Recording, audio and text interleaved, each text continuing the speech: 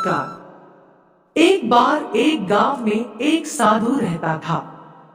सारा दिन राम राम जपता रहता और ढोलकी बजाकर कीर्तन करता रहता।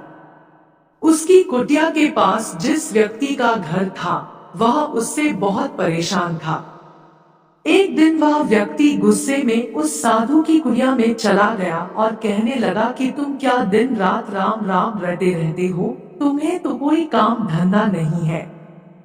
हमें तो कमाने जाना पड़ता है। तुम्हारी ढोलकी की आवाज से मैं सो नहीं पाता।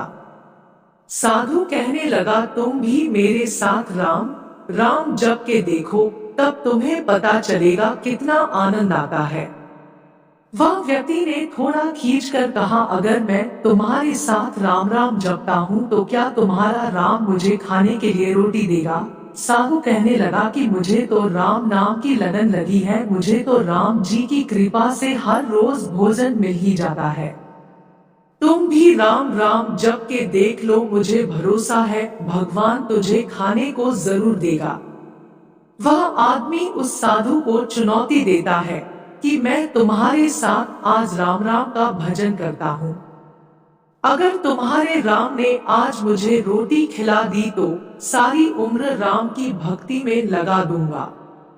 अगर नहीं खिलाई तो तुम ढोलकी बजाना बंद कर दोगे। साधु कहता है कि मैंने तो निष्काम भाव से प्रभु राम की भक्ति की है, लेकिन फिर भी मुझे तुम्हारी चुनौती मंजूर है। वह व्यक्ति साधु के साथ बैठकर राम राम का जाप करता है और मन में निश्चय करता है कि चाहे कुछ हो जाए मैं आज भोजन नहीं करूंगा। देखता हूँ इसका राम मुझे कैसे भोजन कराता है। राम राम का भजन करने के बाद वह सोचता है कि अगर अब मैं घर जाता हूँ तो मेरी माँ और बीवी मुझे खाने को कहेंगे और मुझे रोटी खानी पड़ सकती है। लेकिन मुझे साधु को चुनौती में हराना है, इसलिए वह घर जाने की बजाय गांव के पास के जंगल में चला जाता है। जंगल में एक पेड़ पर चढ़कर बैठ जाता है। वह सोचता है कि मैं सारा दिन इस पेड़ से उतरूंगा ही नहीं, अन्न का दाना भी नहीं खाऊंगा। इस तरह मैं साधु को हरा दूंगा और उसका ढोलकी बजाना बंद हो जाएगा। कुछ देर बाद उस जंगल से बंजारों की टोली गुजरती है।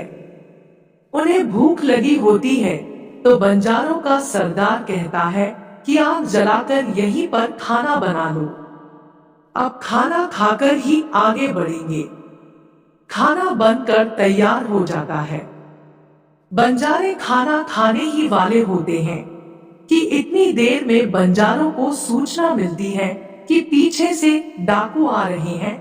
तो बंजारों का सरदार कहता है कि हमें यहाँ से चले जाना चाहिए। डाकू हमारा सब कुछ लूट सकते हैं। वे बंजारे खाना वहीं पर छोड़कर चले जाते हैं। वह आदमी पेड़ पर चढ़ा सब कुछ देख रहा था। कुछ समय बाद डाकू वहां पहुंच जाते हैं। भोजन को देखकर डाकू कहते हैं कि खुशबू तो बहुत अच्छी आ रही है, लेकिन यह भोजन किसने बनाया होगा और बनाने के बाद खाया क्यों नहीं? कहीं किसी की चाल तो नहीं हमें फंसाने की? हो सकता है इस भोजन में जहर हो। उसी समय डाकुओं के सरदार की नजर उस व्यक्ति पर पड़ी। वह उसे नीचे आने का आदेश देता है। डाकू उस व्यक्ति से पूछते हैं, हमें मारने के लिए क्या भोजन तुमने बनाया है? वह बेचारा मिन्नतें करता रहता है कि मैंने यह भोजन नहीं बनाया, इसमें जहर नहीं है, यह भोजन बंजारों ने बनाया है। आपके आने की खबर सुनकर वह यहाँ से भाग गए, लेकिन डाकुओं के आगे उसकी एक नहीं चलती। डाकू उसे कहते हैं कि अब तुम्हें यह भोजन खाकर दिखाना पड़ेगा, क्योंकि हमें लगता है कि तुमने ही यह भोजन बनाया है और इसमें जहर मिलाया है। अब तुम ही सबसे पहले यह भोजन खाओगे। वह जिद पर अड़ा रहता है, मैं यह भोजन नहीं खाऊंगा, किसी कीमत पर नहीं खाऊंगा। डाकुओं का शक और गहरा हो जाता है। वे बंदूक की नोक उसके सिर पर रखकर कहते हैं, तुझे यह भोजन खाना पड़ेगा, नहीं तो गोली खानी पड़ेगी।